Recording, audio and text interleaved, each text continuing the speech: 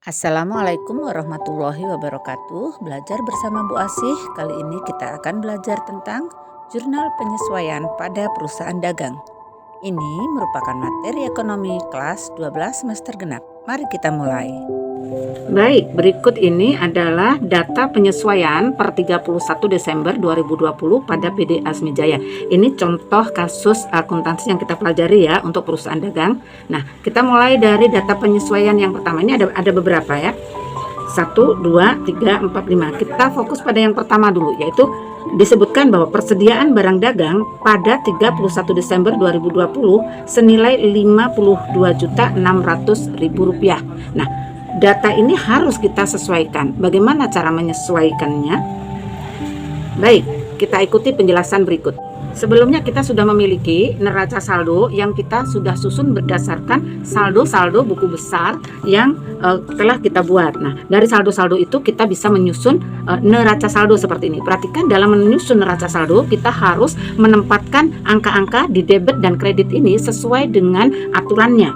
Jadi misalkan kalau kelompok harta yang berkode 1 itu umumnya atau secara normal dia ada di sebelah debit, kecuali jika itu mengurangi, misalkan kendaraan dia ada di debit, maka akumulasi penyusutannya harus ada di sisi kredit. Peralatan toko dia ada di debit, maka akumulasi penyusutannya ada di kredit. Demikian seterusnya. Nah, jika pada contoh tadi persediaan barang dagang sebagaimana kita lihat tadi di soalnya, yaitu persediaan dagang per 31 Desember itu senilai Rp52.600.000. Ini harus kita sesuaikan dengan artian bahwa persediaan barang dagang yang ada sekarang adalah sejumlah Rp52.600.000. Sedangkan pada neraca saldo itu ada tulisan atau ada catatan bahwa persediaan barang dagang di sisi debit itu Rp43.500.000. Bagaimana cara menyesuaikannya? Cara membuat penyesuaiannya adalah persediaan barang dagang ini harus kita anggap telah laku terjual dan menjadi nol. Bagaimana menolkannya? Mudah sekali. Yang tadinya di debit kita pindahkan ke kredit. Ya, ini nanti akan memunculkan akun ikhtisar laba rugi di sisi debit. Sebaliknya, untuk persediaan barang dagang yang kita sebutkan pada data penyesuaian, ini yang tadinya belum ada sekarang menjadi ada, ini akan kita catat di sebelah debit. Kemudian kreditnya adalah ikhtisar laba rugi. Bagaimana mencatatnya? Kita siapkan jurnal penyesuaian. Kita perhatikan itu di neraca saldo ada persediaan barang dagang Rp43.500.000. Ini harus kita hilangkan menjadi 0. Tadinya di debit, kita pindahkan ke kredit, oke? Nah, baik, kita tuliskan semua tanggalnya sama ya, yaitu tanggal 31 Desember. Katakan seperti ini. Desember 20, tanggalnya 31 ya semuanya. Maka persediaan barang dagang itu akan ada di sisi kredit. Kita tuliskan dulu coba. Persediaan barang dagang. Yang jumlahnya berapa?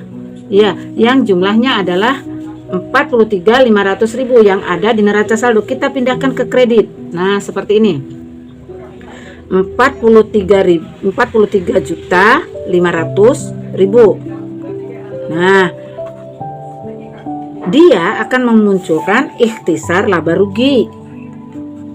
Seperti ini, ikhtisar laba rugi. Berapa besarnya? Besarnya adalah sama dengan persediaan barang dagang yang awal tadi yang dipindahkan, yaitu sebesar Rp43.500.000. Nah, kalian boleh hilangkan sennya ya kalau misalkan terlalu penuh ya.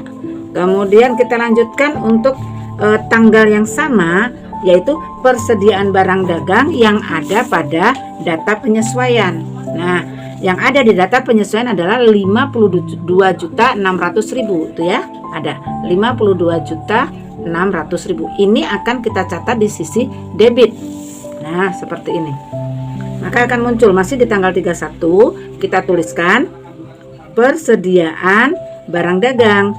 Tapi persediaan barang dagang yang kita tulis di sini adalah persediaan dagang yang barang dagang yang baru, yaitu yang jumlahnya adalah Rp52.600.000. Oke, kalian boleh hilangkan sennya kalau kita nggak pakai sen ya. Kita coret. Nah, maka akan muncul akun yang bernama ikhtisar laba rugi. Ini nanti akan muncul ketika kita menghitung laporan laba rugi. Berapa besarnya? Sama, yaitu 52.600.000. Nah, seperti ini. Dengan demikian selesai sudah kita menyesuaikan, membuat penyesuaian untuk persediaan barang dagang. Kesimpulannya ada dua ya. Persediaan barang dagang itu kita sesuaikan yang persediaan awalnya dan kita sesuaikan yang persediaan akhirnya. Mari kita lanjutkan kepada data yang kedua. Apa bunyi data yang kedua? Data yang kedua menyebutkan penyusutan peralatan toko tahun 2020 adalah sebesar 10%. 10% dari mana? Ya, kita lihat di neraca saldo. Kita perhatikan di neraca saldo. Coba untuk peralatan toko. Mana peralatan toko? Ya, di sini ada data nih. Kita perjelas ya, peralatan toko. Peralatan toko adanya di debit sebesar 99 juta. Nah, tadi disebutkan dia menyusut 10%, maka kita harus membuat perhitungan penyusutannya 10%. Bagaimana caranya? Mudah sekali untuk menghitung 10% dari 99 juta.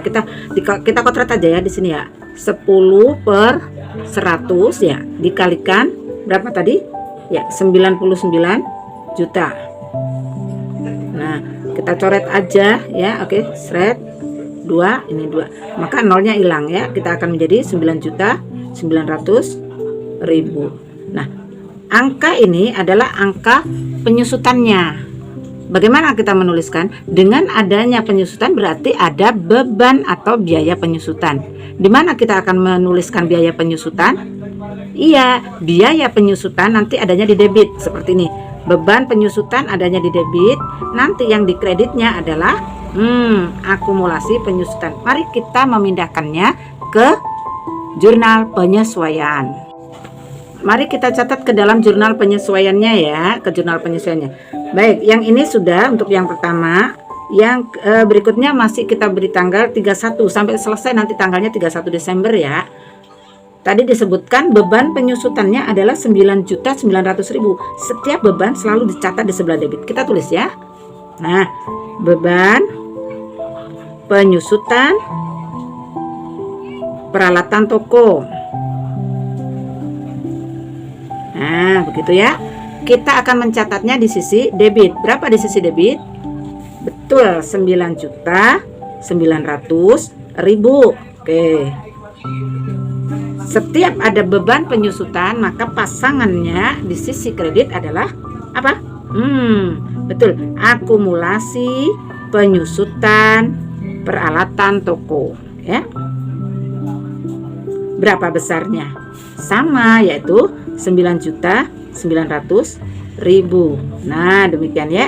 Sama, balance sudah. Baik, untuk penyusutan peralatan toko kita sudah paham. Begini hasilnya ya. Oke. Berikutnya kita lihat untuk penjelasan atau data yang nomor 3. Data nomor 3 menyebutkan penyusutan gedung dan kendaraan sebesar 15%. Nah, ini nanti caranya sama dengan yang tadi, tapi kita pisahkan ya. Yang penyusutan gedung ya 15/100 kali nilai gedung. Yang penyusutan kendaraan sama, yaitu 15/100 kali nilai kendaraan. Kita mulai dari menghitung penyusutan gedung ya. Gedung itu adalah 180 juta. Kita lihat ya, gedung itu nilainya 180 juta. Nah, ini akan menyusut sebesar 15%. Kita hitung ya 15%-nya. Mudah sekali ya.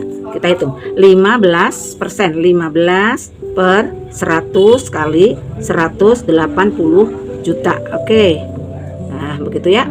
Maka nanti akan kita peroleh hasilnya yaitu sebesar berapa? Kalikan aja ya, 15 18. Hasilnya akan ketemu 27 juta. Nah, 27 juta ini adalah beban penyusutan gedung. Mari kita mencatat untuk penyesuaian yang beban penyusutan gedung. Tanggalnya kita tulis sama, tanggal 31 Desember ya. Nah, ada beban penyusutan di sini. Beban penyusutan. Beban penyusutan apa? Beban penyusutan gedung. Oke. Berapa tadi angka yang kita dapatkan? Ya, 27 juta. Kita tuliskan di sisi debit. Ya, tuh. Seperti itu. Kalian boleh hilangkan sennya. Nah, pasangannya sama untuk beban penyusutan, maka di kreditnya adalah apa? Akumulasi penyusutan gedung. Begitu di sisi kredit, yaitu 27 juta. Nah, demikian seterusnya sampai dengan selesai. Saya percaya kalian bisa menyelesaikan jurnal penyesuaian per 31 Desember 2020 untuk PD Asmijaya. Selamat mencoba dan selamat belajar.